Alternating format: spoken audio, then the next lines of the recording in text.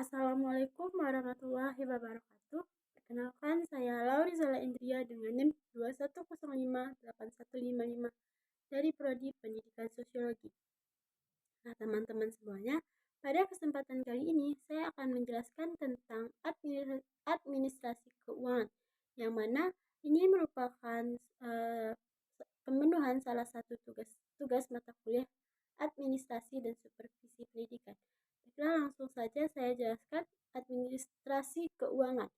Administrasi keuangan sekolah adalah langkah pengolahan keuangan dimulai dari penerimaan sampai dengan bagaimana membina dan mempertanggungjawabkan keuangan yang digunakan secara objektif dan sistematis.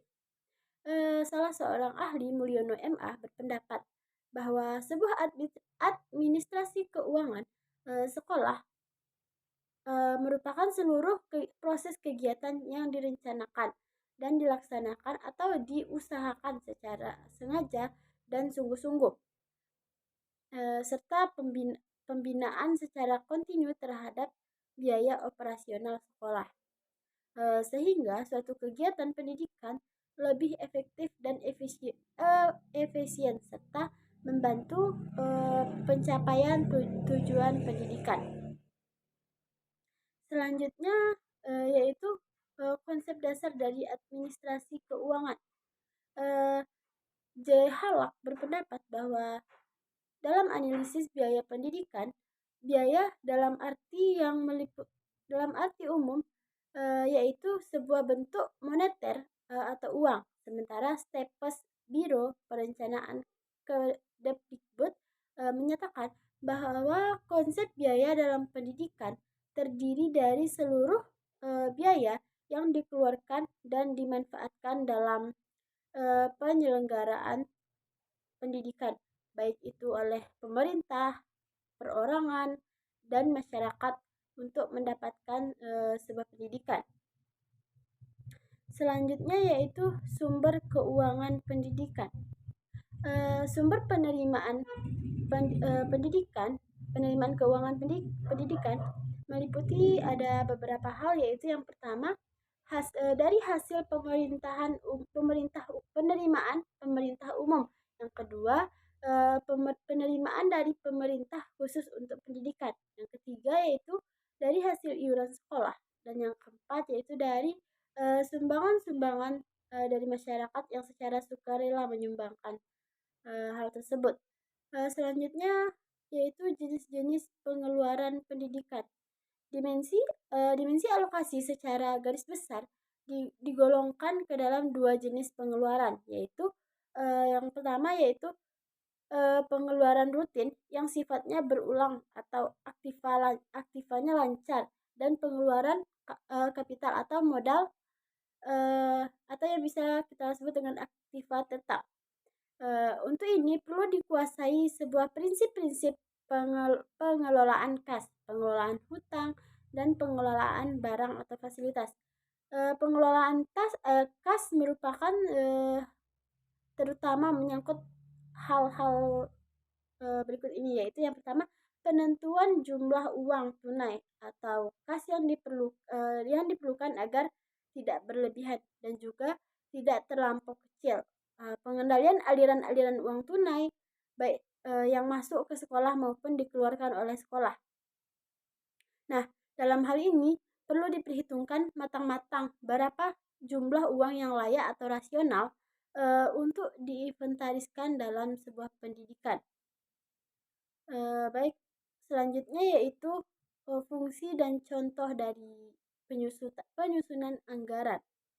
Di samping memberikan semacam kerangka operasional dalam biaya dan waktu, dalam kegiatan yang dilaksanakan, anggaran dapat berfungsi sebagai berikut, yaitu yang pertama, dapat dijadikan sebagai alat untuk mendelegasikan wewenang dalam pelaksanaan suatu rencana. Anggaran dirancang dengan mencantumkan seorang penanggung jawab atau kegiatan tertentu dapat menjadi sebuah alat pengawasan dan penilaian suatu penampilan.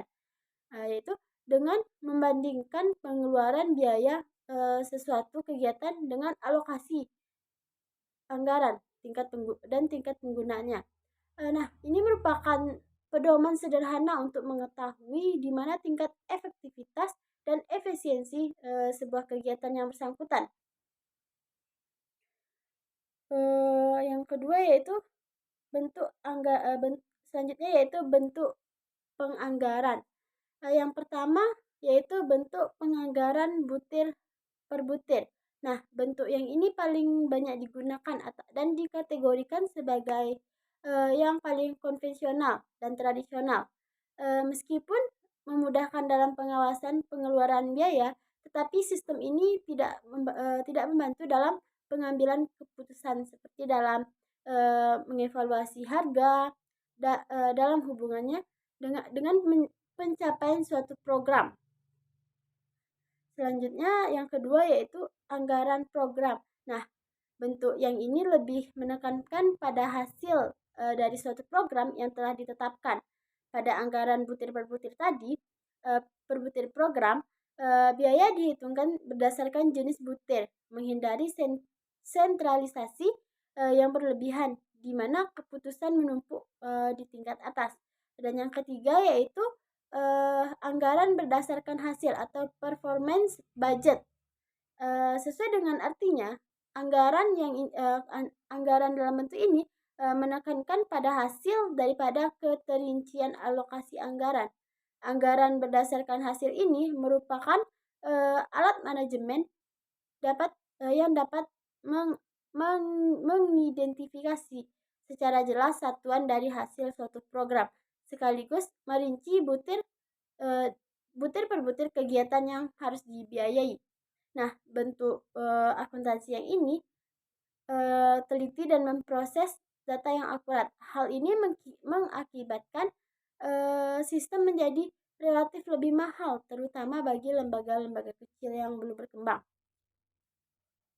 Baiklah, mungkin hanya sekian yang dapat saya sampaikan. Mohon maaf jika terdapat kesalahan kata. Saya tutup dengan wassalamualaikum warahmatullahi wabarakatuh.